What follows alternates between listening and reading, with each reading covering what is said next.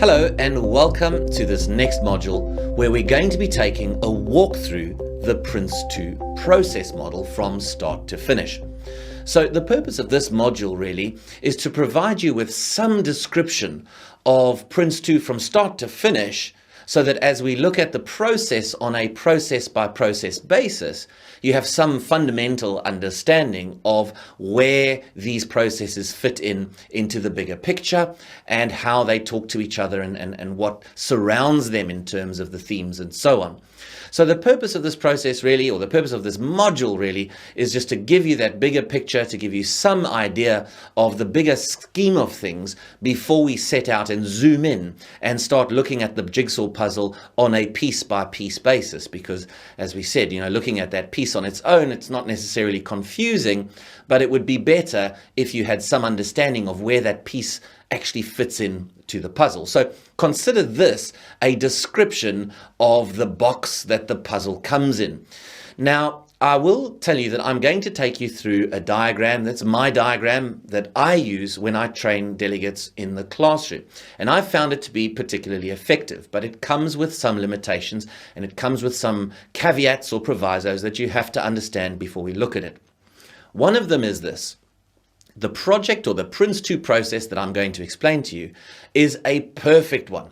In other words, we're simply going to consider a simple project that uses all of the Prince2 processes, but where there are no problems along the way. In other words, every stage that gets approved, the stage unfolds, the work of the stage takes place, the team managers report to the project manager with perfect regularity, the project manager controls the stage, nothing goes horribly wrong, and the stage comes to a natural end, and so the next stage is planned and that one will get approved. Nothing will ever go wrong. Even the project initiation documentation that we provide, all of the documents that go up to the board, no one's ever going to turn around in this example and say, well, this project should be stopped, or the stage is out of control, or something's gone horribly wrong. So consider that first. This is a project where everything just keeps going right.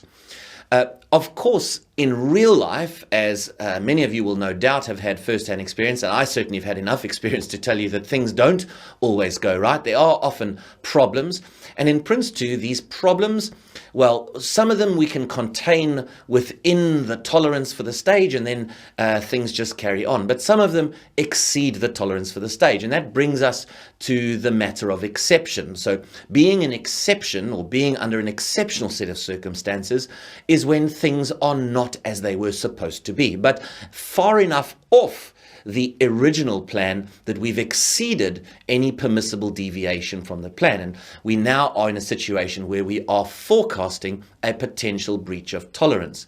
When we find ourselves in that set of circumstances, then this walkthrough diagram that I'm going to show you simply doesn't work, because at that point the existing stage will have to be abandoned and a new stage plan, or an exception plan anyway, will have to be created, and then if that's approved, a new stage starts again. But once you've got the grips of this method or this walkthrough that shows the perfect project, then we can introduce the complications of exceptional circumstances. But for now, at this early point in a foundation level training course, I promise you this is the most simple, easiest diagram that you will be able to get your hands on. At the end of the walkthrough, we will look at the two diagrams that are available in the Prince2 manual. And by then, you'll be able to understand how they are different and why they are different. The second thing to understand about this diagram is that unlike the diagrams that are available to you generally on the internet and so on and so forth, even the one in the Prince2 diagram, or one of the two available in the Prince2 manual at least, this diagram will read from left to right in a chronological order as the project unfolds. So rather than showing in a traditional process map, showing a loop back to a process where it runs for a second time, there's simply another feedback loop showing that it could be triggered on a second or third occasion. In this diagram, we'll physically show the processes that exist more than once. We'll show them as occurring more than once. So you simply read this diagram from left to right. Sit back, enjoy the explanation, and I promise you, if you can get your head around this diagram, which is relatively simple, Prince2 you will fit in your stride in no time at all. So let's have a look now at the Prince2 process as it unfolds. So we'll start by indicating the project mandate. Now, remember that the project mandate is provided by corporate, program management, or the customer. It's essentially an instruction that appoints an executive, or at least identifies an executive, who's then appointed and who's tasked with the very first feasibility, or the sort of initial look at the feasibility of the project, to decide whether or not this idea has any merit at all. And we know that the provision of the project mandate ultimately triggers the first of the Prince2 processes. So we can show the mandate here and a line coming in and triggering a process, which we'll identify here as a block. So that block represents a process. This is in fact the starting up a project process. Now, within the starting up a project process, in fact, within any process, we have a number of activities. Remember, a process is a sequence of activities that are executed in a defined order in order to deliver something or to deliver some objective. So we'll show the starting up a project process. There are, in fact, 6 activities that make up the starting up a project process. So we'll put a little check mark here for each of the 6 activities in the process.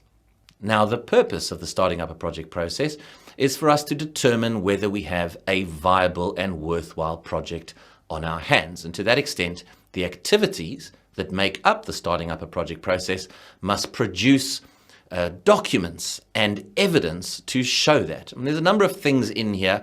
The purpose of this walkthrough is not to provide an exhaustive list of all of the documents and all of the management products that are produced, but rather to look at the overview and understand, generally speaking, what's happening. So I'll tell you that the starting up a project process predominantly or primarily produces something called the project brief. Now, the project brief itself is not a single thing, but rather it is a collection of component documents. Amongst other things, the project brief will include an outline business case showing that the project's worthwhile, the role descriptions of the team that have been identified, together with the project management team structure, charts showing the structure of accountability. There'll be other things in there like the project approach and so on and so forth. But safe to say for now that the project brief is think of it as a little plastic ring binder with some documents inside it. Now, over and above the project brief, we will also produce an initiation stage plan. So the project brief should contain enough information for the board to decide whether or not this project has any merit and whether or not it warrants going to the next step. Bear in mind that this period of time that we are in is the pre-project period. In other words, we've not actually yet got a project on our hands. We are at that pre-project period where we are deciding whether or not the idea expressed in the mandate has any merit at all. So the project brief will have enough information in it to demonstrate that to the project board. Now, if the project board believe that the brief demonstrates that the idea has merit, is viable, is worthwhile, they would ultimately give a green light to us to carry on and say, yes, now we can go to the initiating a project process. But they won't be able to do that solely on the content of the project brief. They would want to understand as well, if they were to give the green light, how much time and how much money would be spent planning this project. In other words, how much more money and time is it going to take to get us to a point where we're able to actually physically start delivering the project's product? Because at this point, we're not asking for permission to start building the project's product. We're simply saying, this idea has merit and it may be worth investing more money in more detailed planning of the project. So in order to provide the project board with this information, we also produce, as part of the starting up a project process, something called the initiation stage plan. Now, the initiation stage itself is predominantly concerned with planning. And so the initiation stage plan is ultimately the plan to plan. So the outputs of the starting up a project process are effectively the project brief and all of its components, together with the initiation stage plan. Right, so that takes us to this point in time where we're going to come to a little traffic light. Now this traffic light has got a green light and a red light. So if we were in real life to get a red light at this point, we would simply evaporate, we'd disappear, we'd go back to our day jobs and forget the whole thing ever happened. There's no need to do anything else. We simply go, wasn't a great idea, was a rubbish concept, forget it, let's wait for another mandate and have a look at that instead. But of course, as I told you, this project is perfect and we're going to keep going on. And so we're going to get the green light. The green light effectively, well, everything up to and including the provision of the green light represents the pre-project period. So I'm going to put a dotted line down here showing that everything up to and including this decision point is pre-project. If we get the green light, we then are in a project and we now move in to a stage, and this stage is called the initiation stage. Now there are a couple of things that happen during the initiation stage. One of them is the initiating a project process, and this green light will ultimately be the trigger for the initiating a project process. So we'll show this green light now. This triggers the next process, which is the initiating a project process.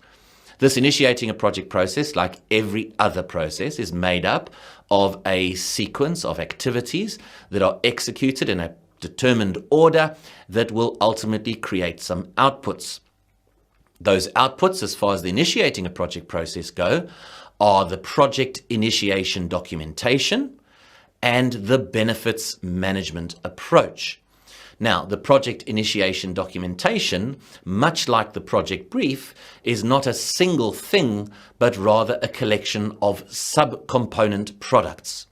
Each activity, or most of the activities in the initiating a project process, create one or more of the component parts of the project initiation documentation.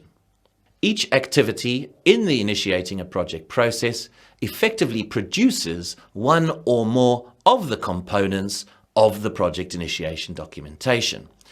But the benefits management approach is not part of the project initiation documentation. It's a standalone product and it will be submitted along with the PID to the project board. So we can show now the outputs of the initiating a project process coming into a second traffic light. Now, one of the components of the project initiation document is the project plan. Now in Prince2 we have different levels of plan. We have a project plan, we have stage plans, we have team plans. Now the project plan is still quite a high level plan, and it will set out in as much detail as is reasonable, given of course the planning horizon, what the project is expected to deliver, the expected cost and time scales of the project. It's enough for the project board to say, well, yes, we like the look of this project, but it's not enough detail for them to really authorize anyone to physically begin the work. For that, they would want a far more detailed plan for the early part of the project. Now, the final activity of the initiating a project process is when the PID is assembled. It's called Assemble the PID. And when this activity takes place, it effectively triggers the managing a stage boundary process. Remember that one of the principles of Prince2 is managed by stages. So a couple of distinctions to make here. One is, don't confuse the initiating a project process with the initiation stage. Remember that a stage is a slice of time and a process is a list of things to do. So the initiating a project process is just one of a number of lists of things to do during this period of time called the initiation stage. And with the initiating a project process now coming to an end, that means that the stage is potentially coming close to the end, which means that we have to trigger the managing a stage boundary process, because the purpose of the managing a stage boundary process is to manage the transition from one stage to the next by providing the project board with enough information for them to approve the stage plan and the updated project plan, updated business case, for example. So this final activity of the initiating a project process now triggers the managing a stage boundary process, and just like every other process, managing a stage boundary is made up of a sequence of activities. The primary outputs of the managing a stage boundary, particularly in this instance, are the stage plan and the end stage report. A stage plan is a look forward at the next stage, setting out what we intend to do. The end stage report is a look back at the initiation stage and reporting on how it went. The stage plan, together with the end stage report, along with the outputs of the initiating a project process, are what is needed for the board to ultimately decide whether we physically actually start this project or not. Now, the first decision that's going to be made, this first traffic light, that authorizes, reviews and approves the outputs of the initiating a project process. So this first activity approves the PID and the benefits management approach. The second set of traffic lights here, this independent activity reviews and approves the outputs of the managing a stage boundary process. And so to go from the initiation stage to the first delivery stage actually requires two green lights. The first green light approves the project initiation document, or the PID, together with the benefits management approach, in other words, the outputs of IP. And the second green light approves the outputs of the managing a stage boundary process, being the stage plan and the end stage report.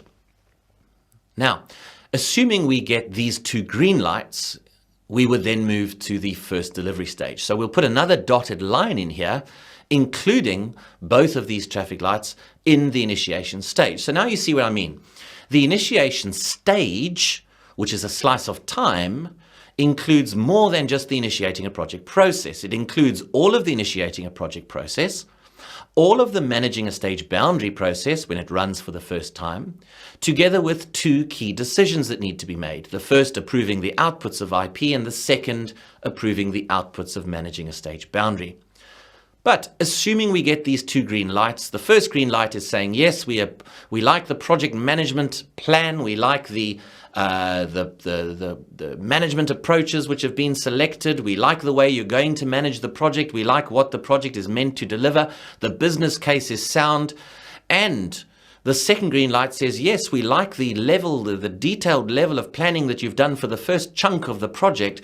Why don't you go ahead and deliver the first chunk and then come back to us with a plan for the next chunk when the time is right? Those two green lights then trigger the controlling a stage process. Now, the controlling a stage process is a process that is executed by the project manager during a management stage, during a delivery stage, and it is the process that the project manager uses to deal with the day-to-day management of the stage. There are primarily three things going on in the controlling a stage process. Firstly, the project manager will be coordinating the work with team managers. And so that the moment that the stage plan is approved, this triggers the controlling a stage process. One of the very first things the project manager needs to do is to delegate the work that's been approved in the stage plan, delegate the first activity, if you like, or the first product to be built, delegate that work to a team manager. So that would then trigger another process called the managing product delivery process. So we'll indicate that here below the controlling a stage process. So the controlling a stage process in turn triggers managing product delivery. So we now have a team manager who has accepted an instruction to build a product. They will now go ahead and start building the product, and eventually at some point the product will be complete and they will feed back to the controlling a stage process. And I'll show you this arrow now coming back in on the right hand side. This comes in and says, okay, this piece of work is now complete. Now, in between accepting that work and handing the work back once the product is built, tested and approved, the team manager will be required to report to the project manager on a regular basis about the progress of this particular piece of work. And so we'll show another arrow in the middle here showing those communication activities going up. Now, bear in mind that managing product delivery process relates to a work package, and there may be multiple work packages in execution at any point in time, because we won't be doing all of our work in a sequence. There might be activities happening in parallel. So we'll show that there is a three-dimensional set of circumstances here that managing product delivery may in fact be executed multiple times, once for each team manager who's executing a work package. So that's the first thing the controlling a stage process deals with, getting the work on the ground done by executing, by authorizing work packages, monitoring those work packages and receiving the completed work packages as they are done. Effectively executing the stage plan. Now, during the execution of the stage, the project manager themselves will also need to report to the project manager at a regular interval, and this will be by way of a highlight report. Those reports coming in from the team managers, incidentally, are called checkpoint reports. So that middle arrow from managing product delivery up into controlling a stage, that represents checkpoint reports being sent from the team manager to the project manager at the frequency determined in the work package. The project manager, in turn, as I said, will be sending highlight reports to the project board. The third main purpose of the controlling a stage process is effectively to deal with issues, and the activities in the controlling a stage process are designed to facilitate the issue and change control procedure within it. But yes, that won't be visible from this diagram, but there's three things there: work packages, reporting, and ultimately dealing with issues. And so as we continue through the stage and delegate work package after work package after work package, eventually we'll be getting to a point in time where this stage plan must be nearing the end. And so we're getting to a point in time where we're going to be going to the board to say, hey, remember that stage plan that you provided us with that was authorized? Well, that work is now complete. And by the way, can we deliver the next stage? And remember that process, managing a stage boundary? Well, that process is the process that will manage this transition from one stage to the next. Again, in this set of circumstances, the managing a stage boundary process will be triggered from the controlling a stage process. There's an activity in the middle there called review the stage status. That's where the project manager is constantly monitoring the stage boundaries and determining at what point to trigger the managing a stage boundary process. But essentially, managing a stage boundary should be triggered close to or at the end of a management stage. So as the last few pieces of work are being carried out and the stage is really coming to an end, the project manager will trigger the managing a stage boundary process, which will allow the stage plan for the next stage and the end stage report for this stage to be compiled. So again, looking forwards, plan the next stage, look backwards, produce an end stage report. The stage plan for the next stage, together with the end stage report for this stage, which is just completing, will then be submitted to the board for approval. That'll take us up here into another traffic light. So another decision will need to be made. Do we continue to the next stage or not? And of course, in our perfect project here, we're of course going to get another green light. And if we get another green light, well, that will trigger another instance of the controlling a stage process, because we've now got another stage plan that's just been produced, that's just been approved. Now we need to make it happen. Well, how do we make it happen? We instruct team managers to do work, to build products. And so this collection of processes here, this controlling a stage, managing product delivery, multiple instances of, and managing a stage boundary process, this collection of processes here will simply repeat and repeat and repeat for each and every management stage on an ongoing basis. As soon as a plan is produced, that triggers the controlling a stage process. Once the controlling a stage process is triggered, that triggers managing product delivery, and then we get the work done. And that continues throughout the stage, and there's feedback between team managers and project managers are talking to the board on their regular highlight reports. And as we get to the end of that stage, managing a stage boundary will start as a process, produce the next stage plan, and if that gets approved, it all starts again. And so this continues and continues and continues for each and every management stage, except the final management stage. But before we move on to that management stage, let's just put another dotted line here to indicate the end of our first management stage. You could effectively now duplicate this as many times as you like. We'll leave it like this so that we keep it all on the screen. So this stage plan is now approved. that triggers the controlling a stage process. So we can replicate that here. That in turn triggers managing product delivery. Now the only difference is that when we're on the final management stage, as we get to the end of the final management stage, there is no need, as we approach the end of the final stage, to plan the next stage, because simply there is no next stage.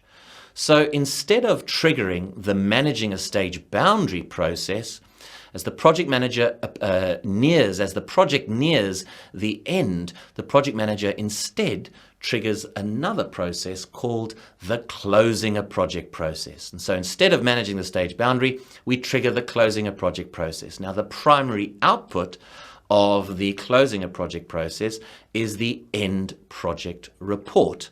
And the end project report is a report that gets sent to the project board to say, hey, look, everything that we were supposed to deliver has been delivered. All of the products have been approved. The project's product is delivered. The customer has accepted it. The resources are ready to come back to the fold. And this project has nothing more to offer. Now, it's still up to the project board to decide whether or not the project can actually be closed down. And so the outputs of the closing a project process still need to feed up to a final traffic light. And this is the final traffic light here that will almost impossible to go red unless the project clearly has not actually completed and someone's pulling a fast one. But essentially, as long as the project has in fact delivered everything that was supposed to be delivered, then this final traffic light will go green. And then you can put a final dotted line here to show that final activity fits within the final stage. So that final approval of the outputs of the closing a project process. Now, before we go any further, just to be very clear, the products that I'm speaking about here, the project brief, PID, benefits management approach, stage plan, end project reports, so checkpoint and highlight. This is not in any way, shape or form an exhaustive list of all of the products produced at any point in time in these processes. There are definitely more than this, but these are the key ones that are fundamental to this explanation.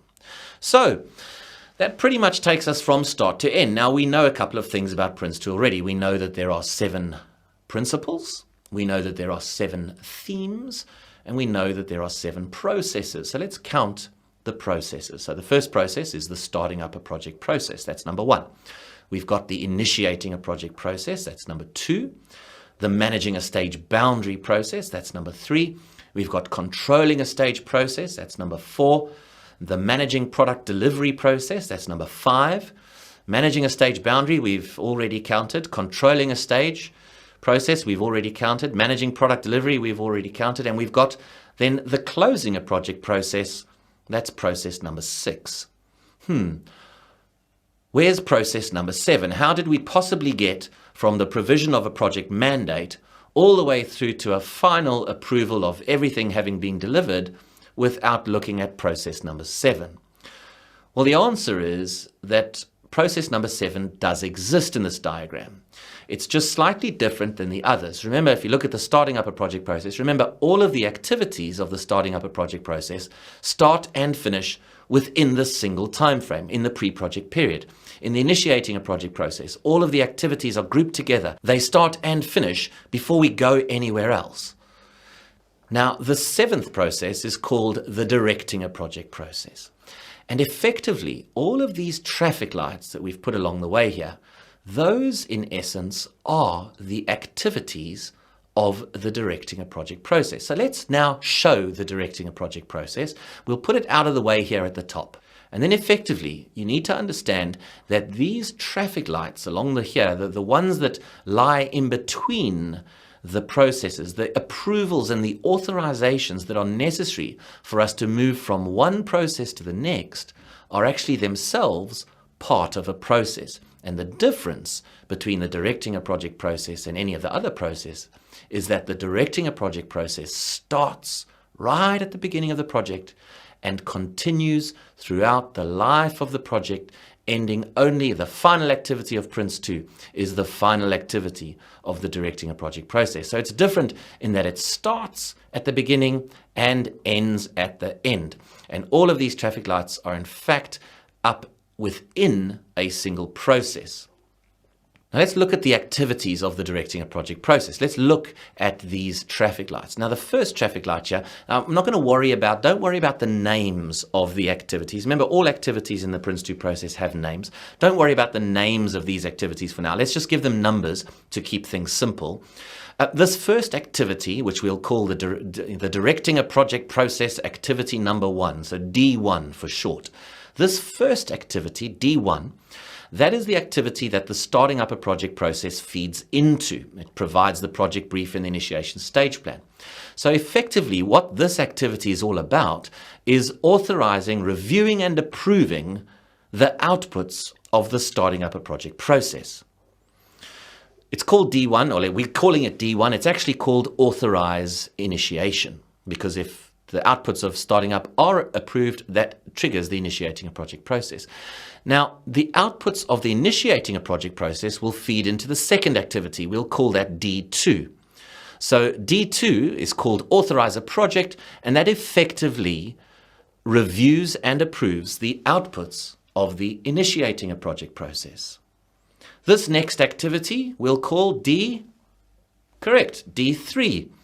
And D3 is effectively reviewing and approving the outputs of the managing a stage boundary process, because that's what feeds into D3.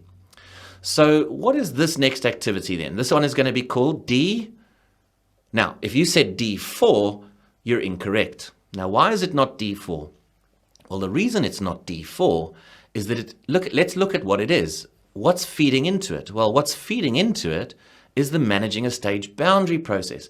So in other words, this is actually a repeat of activity D3. This is D3 happening again. And D3 is called authorize a stage or exception plan. In this case, it's the stage plan that's being submitted for approval, and D3 is authorizing on both occasions here a stage plan. So this is a repeat, and D3 will occur each and every time that the managing a stage boundary process occurs. It's the activity that's designed to review and approve whatever gets produced in the managing a stage boundary process. So that makes our last activity, in fact, D. And if you said D4, again, you're wrong. The answer is, in fact, D5. Now, I told you there are 5 different activities in the directing a project process. So D5 is to review and approve the outputs of the closing a project process. So where is D4, I can hear you ask? Well, let me tell you, D4 is not here. Well, why isn't it here? Well, remember, at the beginning of this process, I said to you that nothing was going to go wrong. And this project went perfectly well all the way through. And that's why you can't initially, on the surface of it anyway, see D4. D4 is an activity in the directing a project process. It's called give ad hoc direction, and that activity is designed to deal with exceptions and problems. Now, that itself is not completely true. We can indicate it over here, and we'll indicate it because remember the highlight reports that the project manager sends up to the board? Well, they feed into D4 as well. In fact, D4 is the open door to the project board's office. Any communications that the project manager needs to make to the project board, if the project manager sends the project board an email, when they open that email, they are executing D4, giving ad hoc direction, digesting incoming communications and feeding communications back to the project manager. This is normally quite an informal exchange of information, unless it has to do with exceptions. Now, the fundamental difference between D4 and any of the other activities is that D4 is not a traffic light. In other words, D4 is not a go, no-go point. It's not a decision-making point. It's not a point at which we can say, okay, stage over, project over, or keep going, either one of those. There's no red light or green light being given out at D4.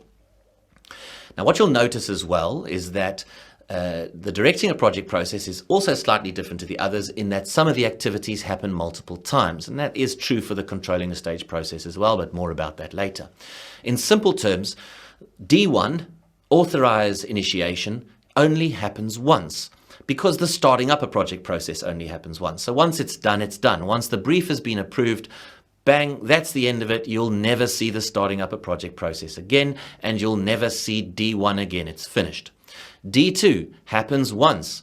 Once the initiating a project process is over, D2 gives it the green light. That's the end of IP, and that is the end of D2. You'll never see it again. D3, on the other hand, is likely to happen multiple times. It will happen once for each time the managing a stage boundary process takes place. There's only one set of circumstances when it would only happen once, which is if we only have one management stage. There would never be a second managing a stage boundary. But in this example, you'll see it will happen multiple times. Once for each time the managing a stage boundary process takes place. So that activity happens multiple times because managing a stage boundary as a process can occur multiple times in the life of a project. Now, D5 will only ever happen once, and D5 is authorized project closure. Once the closing a project process has happened, the project is over, D5 happens once, and that's the end of it. And D4 is more of an ongoing, constant activity that's constantly there to help exchange information between the project board and the project manager, formal and informal. Okay, well, I hope that that diagram, or the explanation of that diagram, has helped. If you've had any problems digesting or understanding the Prince2 process up until now. Okay, I do want to just take you through a couple of other diagrams that you'll find in the Prince2 manual and explain the difference between those and my diagram, and also point out some of the merits of those diagrams. Let's have a look at those now. Okay, figure 13.1 from the Prince2 manual. This is a diagram not entirely dissimilar to the one I've just taken you through, although there's not necessarily as much information here in terms of the directing a project process activities and so on. But there is some additional information here which is of value. The thing I like about this diagram, one, is that it shows you the management levels as well. And it indicates the ownership of the processes. So if you look at the top, we've obviously got corporate, program management, or the customer, and we know that that's ultimately where the project mandate comes from. It also shows the board can interface and interact with corporate program management or the customer, and ultimately at the end, the board will feed back there to say the project is over. But if you look along the left-hand side, remember we've got different levels of management within the project management team. We've got the directing level represented by the project board. We've got the managing level represented by the project manager, and the delivering level, which is where our team manager sits. Now, the thing I like about this diagram is it shows you the ownership of the processes. So if you look at the starting up a project process, you'll see that that is the only process which spans more than one management level. So it has involvement in it from both the directing and the managing level. And essentially that is because both the executive and the project manager collectively execute the starting up a project process. They both have responsibilities within the process. Now thereafter, every other process in Prince2 belongs to one level of management and one level of management only. The directing a project process is on the directing level. That means that every activity in the directing a project process, and we know from our previous discussion that those are the traffic lights, those are the decisions, the authorities along the way. Every one of those activities is executed at the directing level. In other words, made by members of the project board. If we go right down to the bottom, we'll see the delivering level. Well, the managing product delivery process is executed, we know, by the team managers. That's where the checkpoint reports were created and sent up to the project manager. So at the delivering level, the managing product delivery process exists. Every activity in the managing product delivery process is executed by the team manager. And then the rest of the processes all exist here in the middle market. So this is the managing level. All of the activities of the initiating a project process, all of the activities of the managing a stage boundary process, all of the activities of the controlling a stage process, and all of the activities that make up the closing a project process, all of those activities are ultimately executed by the project manager. This diagram also reads chronologically from left to right. So you can see that the starting up a project process is in the pre-project period, and then you have obviously your project life cycle ending with the post-project phase where benefits will ultimately be realized. Now, figure 13.2 from the Prince2 manual provides a very different look at the Prince2 process. And first of all, these sort of rounded shapes here, they indicate what we call triggers. So they are something that causes something to start, a decision being made or an action taking place that would cause a process, for example, to start. Again, the management levels are indicated, and that's valuable. But what you'll notice is that this diagram does not read chronologically. So there's no pre-project phase or stage, there's no initiation stage, and so on and so forth. And you'll notice as well that the managing a stage boundary process is only ever shown once, the controlling a stage process is only ever shown once, and the managing product delivery process is shown once. So you're expected really when you look at this diagram to understand that there are multiple points at which you could loop back on yourself and re-trigger another process under different sets of circumstances. Now, the benefit of this diagram is it does show the situation when an exception occurs. So you can see here in the controlling a stage process, if there's an exception report would go up to the board.